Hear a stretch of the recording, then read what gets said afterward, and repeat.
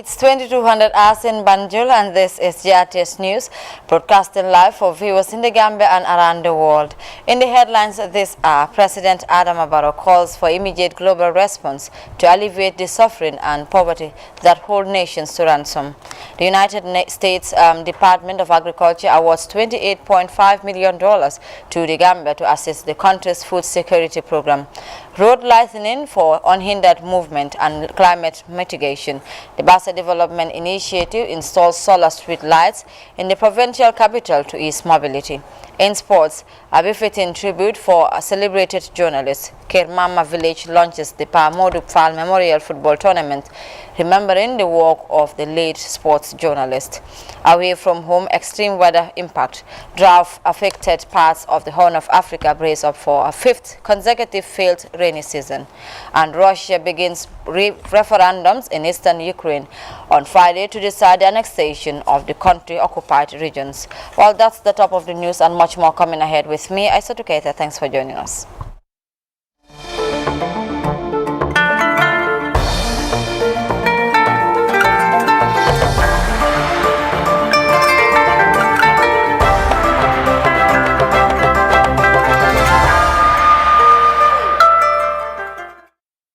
Great to have you here with us. We begin with the presidency, as His Excellency President Adama Barrow is in New York, where he stressed the need for new perceptions, approaches, and renewed commitments to increase resource levels equal to the scale of both current and emerging challenges.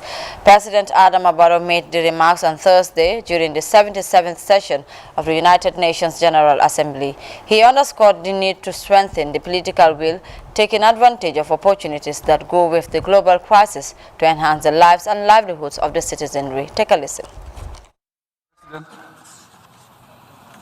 The current cost of living crisis across the world is a wake-up call for immediate global response to alleviate the suffering and poverty that hold our nations to ransom.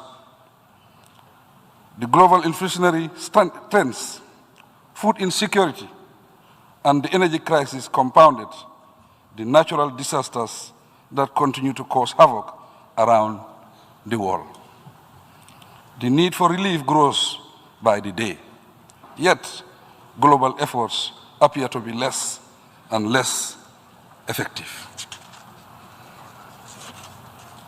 In this connection, my delegation fully welcomes the establishment of the Secretary General's Global Crisis Response Group and eagerly look forward to concrete action-oriented recommendations and solutions. As one of the hard-hit developing countries, the Gambia stands ready to cooperate with the group to find real solutions for immediate relief. Mr. President, we have come to this summit with gratitude for the partnership and support extended to us from 2016 to date. Mr. Secretary General, we thank you personally and the entire UN body for the continued support of our peace-building and reconciliation efforts. The Gambia has come a long way from dictatorship and has transitioned into a true multi-party democracy.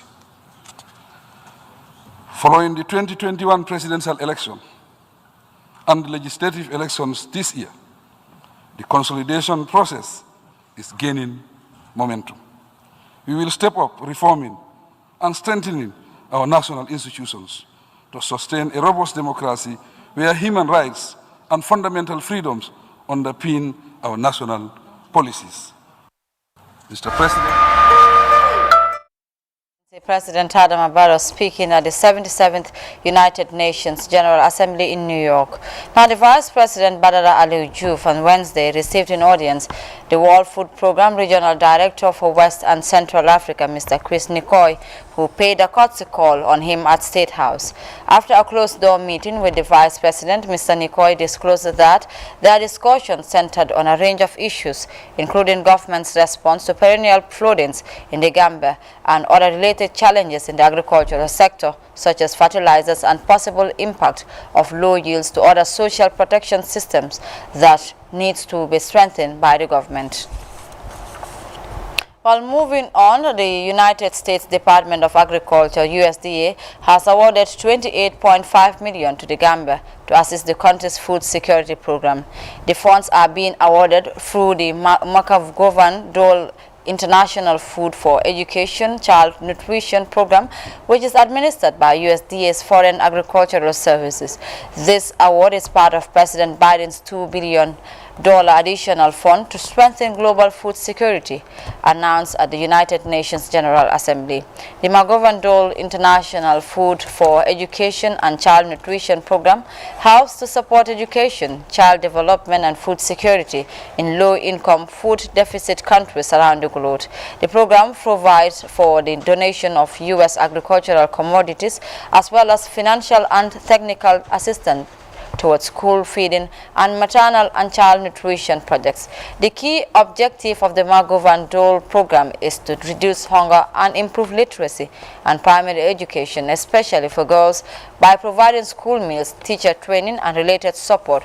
McGovern Dole's projects help boost school enrollment and academic performance. At the same time, the program also focuses on improving children's health and learning capacity before they start school by offering nutrition programs for pregnant and nursing women, infants, and preschoolers. Let's now head to the upper river city of Basse, where the new street lighting scheme is brightening roads in the expansive metropolis, courtesy of the Basse Development Initiative, which is expanding a major effort to boost advances in the upper river region. Our regional correspondent Seydou Kamara has the details. A new era of lightning comes to Basse as Solar Gambia installed 19 solar lights along the street of the upper river region city, leading to the central mosque of the expansive metropolis. The installation of these solar lights joined a major effort to brighten the vicinity around the Basse Central Mosque to ease movement, particularly for the elderly during the late hours such as early morning and night prayers. According to the project coordinator Daudanene Gale Jallo, the solar lights provided were installed by Solar Gambia, a renewable energy company supporting access to sustainable lighting. Looking at this project, it's native of Basse, trying to help native of Basse and then implemented by natives of Basse. So this is something that now we've got the technical know-how, we've got the equipment, we've got the resources to be able to implement this kind of projects. Solar Gambia is here to do the difference because we've implemented in other parts of the country and now we are here in our own region to implement these projects. The solar lighting system, a viable means to mitigate climate change, according to Mr. Jallo, who called on the people of the region, particularly the youth, to unite for Basse development. Anyhow we can be able to do to ensure we mitigate the effects of climate change, these are very, very important things, and solar is one of those because with solar you will be able to reduce the carbon emissions, and those are actually the leading factors to environmental degradation or to climate change. Actually, when you use solar also, you don't have to depend on others. Sometimes that light comes and goes, but then if you have a solar project in your area or in your house, that is actually going to help you because with or without electricity, you are good to go. The chairman of Basse Development Initiative, Ahmad Jaw, said the installation of lights in strategic area will help movement during nightly hours. This is the central mosque, as you can see, and it's very dark in the streets at night. And there are some elderly people, they are scared to come to pray Fajr because it's dark. We thought of this idea, having these lamp poles in the back streets so that it will brighten the area and make life easy for the people. The natives of Basse in the Gambia and in the diaspora sat down and thought it necessary to come together and devise a plan to be able to help the Basse community. On behalf of the beneficiaries, Boy Barry commended the Basse Development Initiative for the gesture, noting that solar lights around the central mosque and other areas will go a long way in making movement smooth for people, especially those living in the city center. Seeing lighting around this vicinity of Basse, where it is always dark, You can see our street lights are no more working. And then this is the central mosque of Basse. And then access to it during the night is always a problem. So if BDI should come up with this good initiative, we are saying thank you to them. The officials call on donor organizations to emulate BDI and support development in Basse and the Upper River region. The Basse Development Initiative is an advocacy organization operating to implement projects across the entire region with objectives to positively impact lives and livelihoods. The organization has formed different committees to cover multiple development areas such as disaster management, education, health, religious matters, among a host of others. Seydou Camara, reporting for GRTS News from Basse Upper River region. And to a press release from the Office of the Director General of the Gambia Immigration Department, who have noticed with concern speculations making rounds on social media, alleging that personnel of Gambia Immigration Department are engaged in issuing national ID cards to people at Majum Real Estate premises in Churchillstown. The media release states that the allegations reported certain individuals to be discreetly working with the GID officers to accomplish the alleged ID card issuing exercise. According to the release, the leadership of the Gambia Immigration Department considers such allegation, especially in a public space, extremely sensitive and worrying, and therefore need to be accorded all the urgent attention it deserves. Thus, the more reason the management sanctioned a swift probe into the matter. Contrary to allegations, the release further adds findings reveal that the allegations are unfounded and malicious. The Office of the Director General states that the matter is absolutely serious and premature for anyone to share such information with the public without any iota of proof. The dispatch further encouraged members of the public to desist from such practices, rather to engage relevant authorities for clarifications. The Office of the Director General resolves to remain open and accessible to those interested in getting the facts about the department and its related activities in accordance with law and best practices. The Immigration Boss assures the public of his office unwavering commitment to professionalism in executing its statutory mandate in the common interest of all sections of society. The release ends. Now, up to 80 personnel of the Gambia Police and sister forces, including Immigration, Customs and Prison Service, have completed a 2-week criminal justice executed course by the Kofi Annan International Peacekeeping Training Center. The program formally ended today at a local hotel. Ibrahim Jalo. 80 personnel of the Gambia Police Force went through a 2-week criminal justice executive course. It was bankrolled by the German government, implemented by the Kofi Annan International Peacekeeping Training Center. The Public Relations Officer of the Gambia Police Force, ASP Bintanjai, spoke highly of the importance of the training in enhancing the capacity of the police to deal with criminal matters. Trained to enhance their capacities in areas of investigation and prosecution of criminal cases, as well as encourage them to forge stronger cooperations and coordination ties themselves and with other stakeholders of the Gambia criminal justice system for effective service delivery. Additionally, topics on great importance such as the Gambia criminal justice system and actors involved, role of the police in the investigation and prosecution of criminal cases. Cadet Assistant Aminata Silla is one of the beneficiaries of this training. She said the training has enhanced the knowledge of participants regarding criminal justice in their law enforcement duties. To facilitate knowledge for those who do not know, and to serve as a reminder for those who already know. Sir, I believe that after this training, all of us here would be professional in our day-to-day work, especially in our day-to-day work, and most especially prosecutors who are here would master the art of professionalism in making sure that due process is respected and observed in handling cases for delivery of effective justice. The Assistant Inspector General of the Gambia Police Force, Ibrahim Abba, outlined the relevance of this learning and knowledge sharing exercise for personnel of the police and sister forces. He urged the participants to make use of the knowledge gained. Assistant Commissioner of Police of the Ghana Police Force, Usman Abdul Razak, spoke on behalf of the Commandant of the Kofi Annan International Peacekeeping Training Center, applauding the participants for successful completion of the course which he said is significant in the daily work of the police.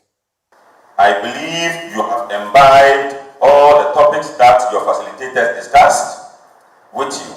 And so it is expected that you will avoid actions and inactions that deprive people of true justice and use this experience to promote peace, security, and stability in your respective communities.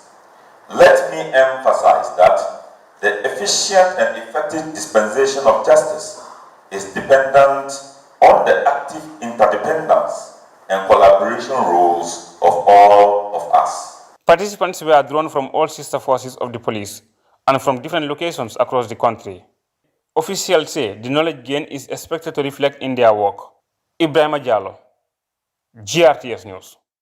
Well, Children's Education Advocacy Group Foni Dinding Federation partnered with Child Fund to disburse 50,000 exercise books to more than 3,000 direct enrolled students. Thursday's presentations, which actually delivered books worth over $1 million, also went to an additional 200 vulnerable children in different communities. Majan Baro has the details. Begins and parents are figuring ways to provide educational need for their children, addressing challenges faced by students, especially the vulnerable.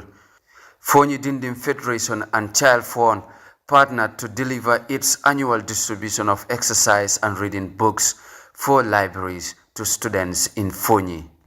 The manager, Foni Dinding Federation, Idi Ba, reiterated his organization's commitment in providing support to children. Mr. Ba further appealed to parents to make best use of the materials by helping students to take learning seriously. We hereby appeal to the children to make the best use of these materials to improve their performance in school. This is a response to one of our core outcomes, which is educated and confident children, which is also in line with our strategic plan and that of Child Fund strategic plan. Representing Child Fund Program and Sponsorship Director Famara Dabo described the gesture as part of his organization's efforts to help children with adequate learning materials. Providing such books today will solely help enhance children's education, but more specifically, facilitate the improvement of their numeracy and literacy skills. Children are generally affected by the poor performance in numeracy and literacy in schools. Primary and lower basic school children are confronted with problems of not being able to read, write, and understand simple sentences. The board chairman of the Foni Dinding Federation, Alaji Jaju, and Almame Samate, cluster monitor for Sibanor, both described the donations as timely and call on other philanthropies to emulate Foni Dinding Federation and Child Fund. We know that the government alone or the ministry alone cannot do it. We only hope that good partners like you, stakeholders like you, would also emulate the things that you are doing for your education. Representing parents and beneficiary children, Nyimasata Kante and Naomi Sajo thank donors for the timely intervention. We, the children, must be ready to take this great opportunity to achieve our goal. Once again, we thank the Federation and its agent for helping we, the school children, in our academic career. Thank you all. As the 2022-2023 academic year begins in Foni, 50,000 books are set to be distributed to ease learning for beneficiary students. Majan Baro for GRTS News. Well, youth in the North Bank region have launched the local organizing committee for the upcoming National Youth Conference, NACONF. The event, held in the North Bank town of Karawan, was attended by the governor of the region, youth representatives and other stakeholders. Famara Kanye has the details. The launching of the local organizing committee of the NACONF in the North Bank region was attended by a cross-section of youths, senior government officials including the Technical Advisory Committee, district chiefs and village heads across the region. Speaking at the event, Al-Hassan Jao, the regional youth coordinator, noted the significance of NACONF in youth development. He described the biannual convergence as a platform where youths across the country can interact and share productive ideas. The activities of NECOF proper will include conference on different thematic areas. And these thematic areas include sporting activities and other indoors and outdoors games. It also includes cultural activities that will showcase the talents of Gambian tradition. And of course, while the cultural activities will be done, there will be masquerade dance and as well as storytelling to express the Gambian tradition and culture. It will also include beauty pageant, academic competition, that is quiz, impromptu speech, drama, and etc. And also wrestling will also take place.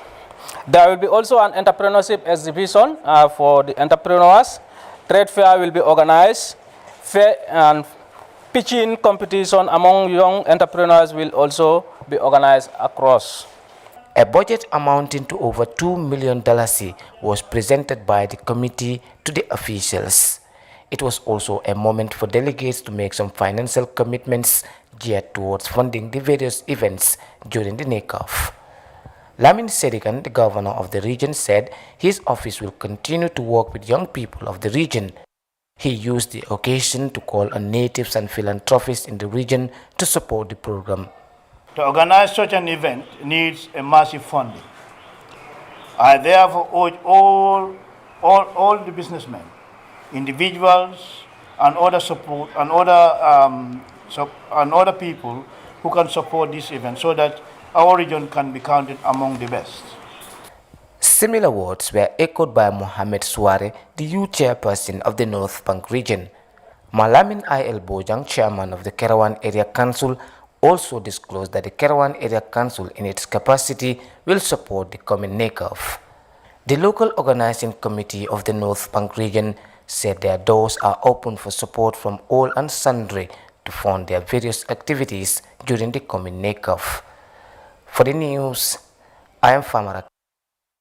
And now to the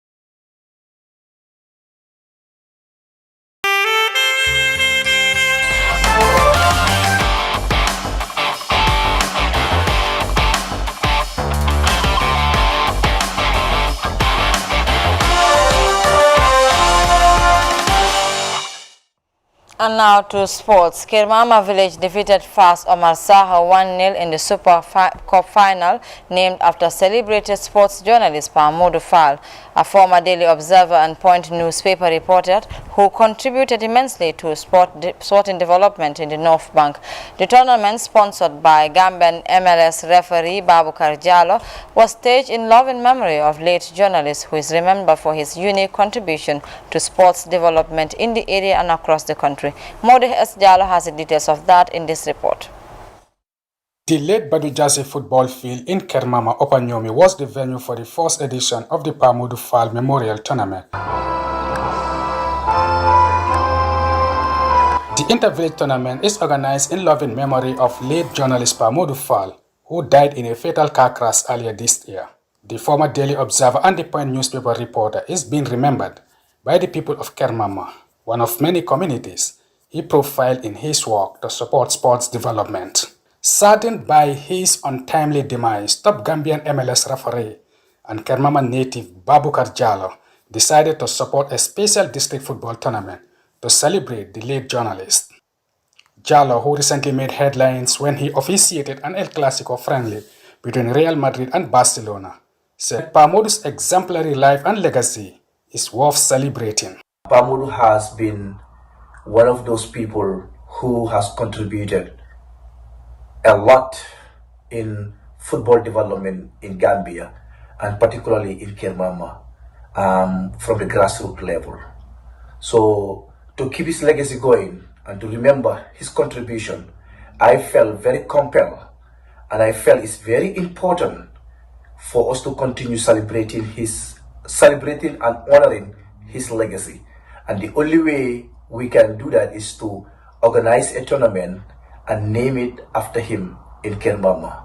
So we, Kermama Sports Committee, are very grateful because Pamodu has been there from us since the late 90s to the early 2000s to cover us as there. Kermama and Fas Saho contested the Cotton Reza Super Cup final, which was attended by Pamodu's family, including his widow, Mariama Jallo, and son Mohamed Fall, who took the formal kickoff. The tight contest was decided by Habib Jallo's second half strike.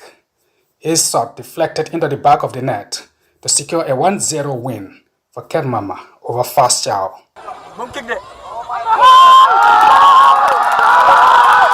The family of the late Pamodu, led by his brother Ali Jawara, were immensely appreciative of the loving tribute by the community of Kermama. 16 villages in the Upper Nyomi district will contest the inaugural edition of the Pamodu Fall Memorial Football Tournament, remembering the much-loved sports and health journalist, hailed for his remarkable work in promoting sports and health issues through inspiring journalism that impacted many communities.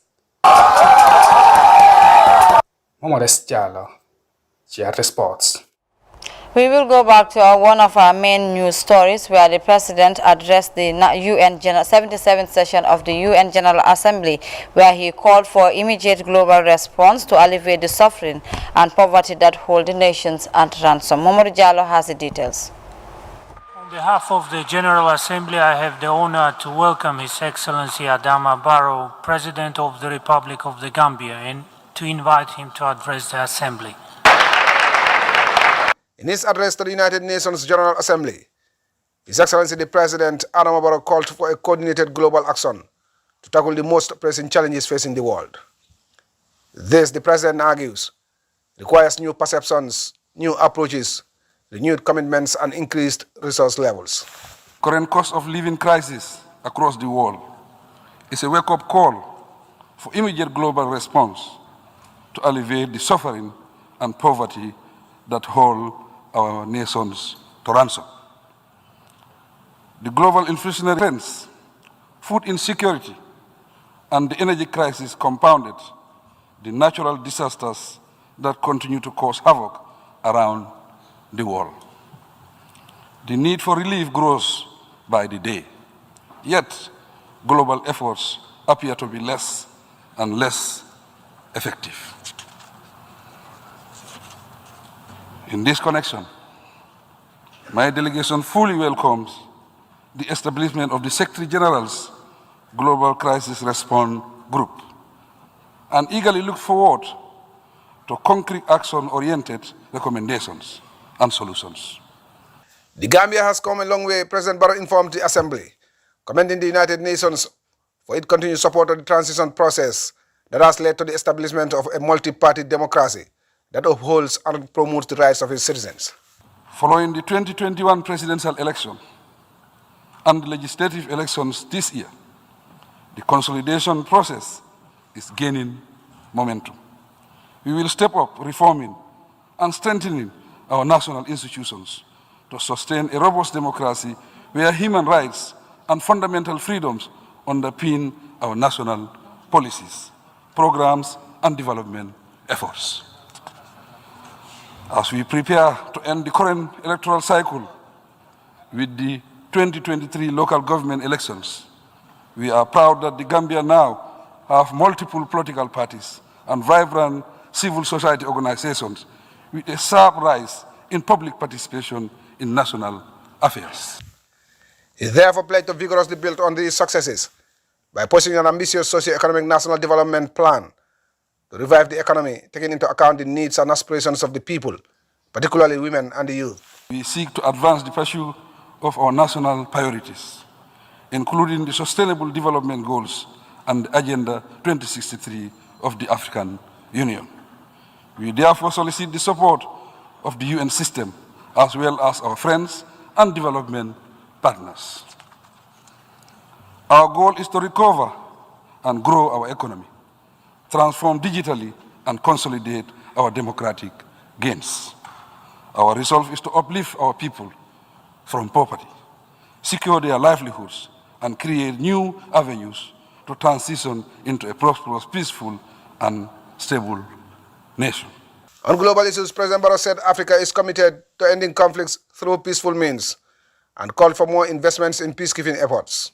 He lamented the current state of affairs in the Horn of Africa, Libya, and the Sahel region, where conflicts rage, urging all parties to embrace peace and reconciliation. The President also used his address to underline the Gambia's position on major international issues, recognizing Morocco's sovereignty over Western Sahara, reaffirming the One China policy, which acknowledges Taiwan as an inalienable and inseparable part of China, and a two-state solution to the lingering Israeli-Palestinian conflict.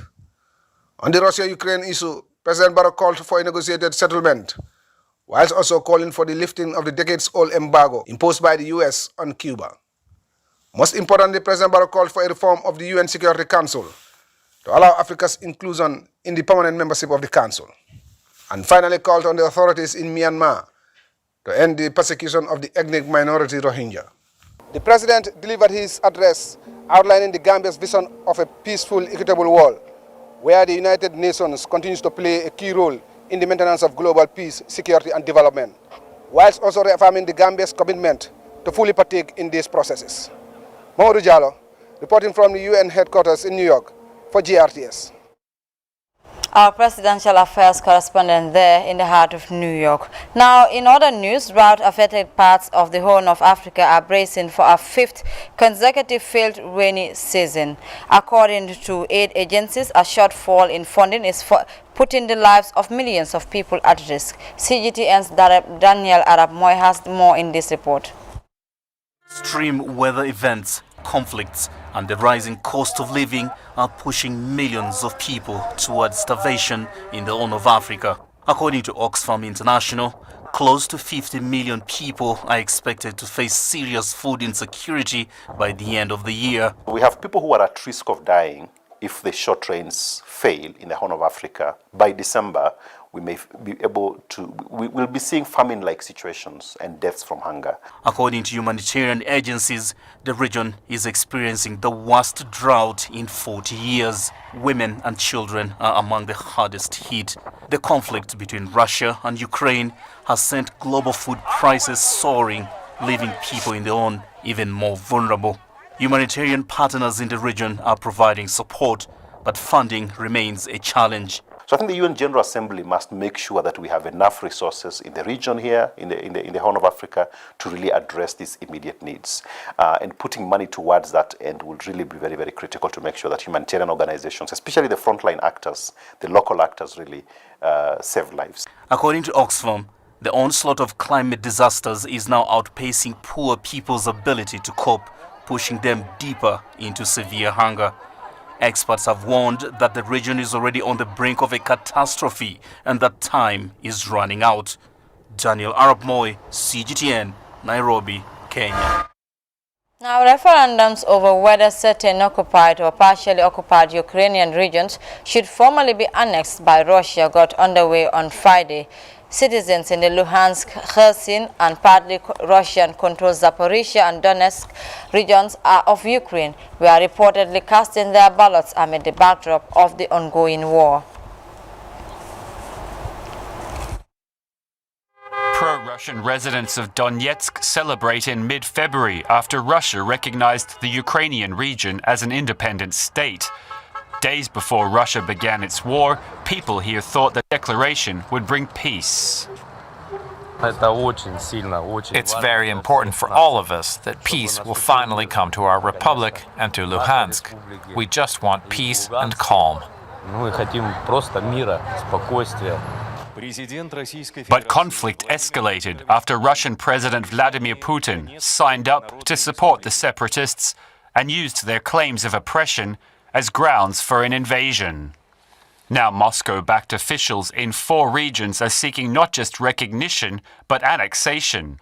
Votes on whether to join Russia will take place in occupied Kherson, Zaporizhia, Luhansk, and Donetsk, parts of which have been held by separatists since 2014, when Crimea was seized by Russia following a so-called referendum. Kremlin-installed leaders in the regions raced to announce their ballots days after Ukrainian troops recaptured swathes of eastern territory.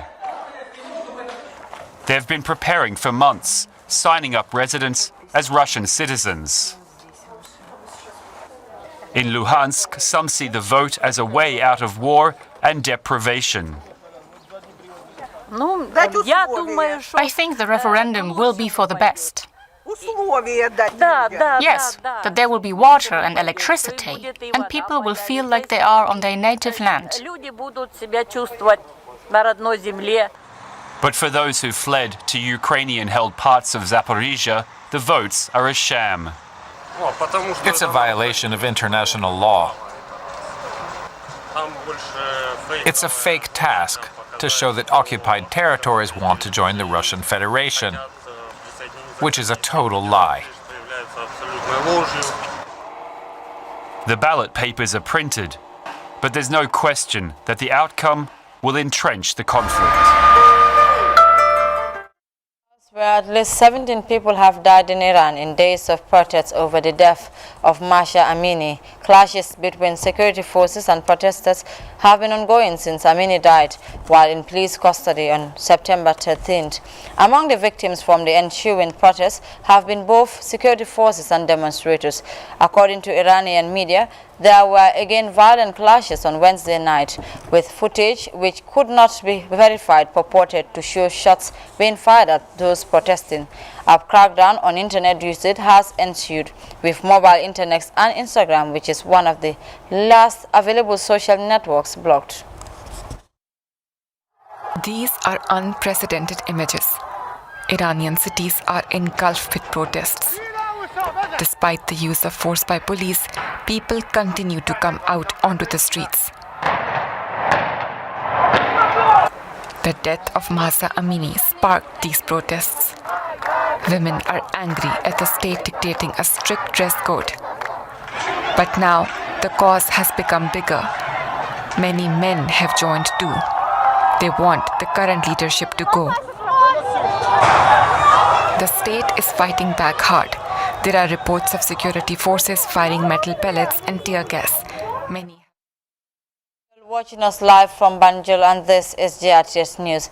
A look at our main points once again. President Adama Barrow has called for immediate global response to alleviate the suffering and poverty that hold nations to ransom. The United States Department of Agriculture has awarded $28.5 million to the Gambia to assist the country's food security program, road lightening for unhindered movement, and climate mitigation. The Basse Development Initiative has installed solar street lights in the provincial capital to ease mobility. In sports, a befitting tribute for a celebrated journalist.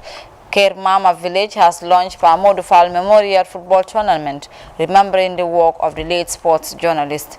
Away from home, extreme weather impact drought affected parts of the Horn of Africa is bracing for a 5th consecutive failed rainy season. And Russia has begun referendums in eastern Ukraine on Friday to decide the annexation of the country-occupied regions. Well, that was all we had time for in today's edition of GRTS News. From me and the entire news team, we want to thank you for the pleasure of your company. Continue watching GRTS.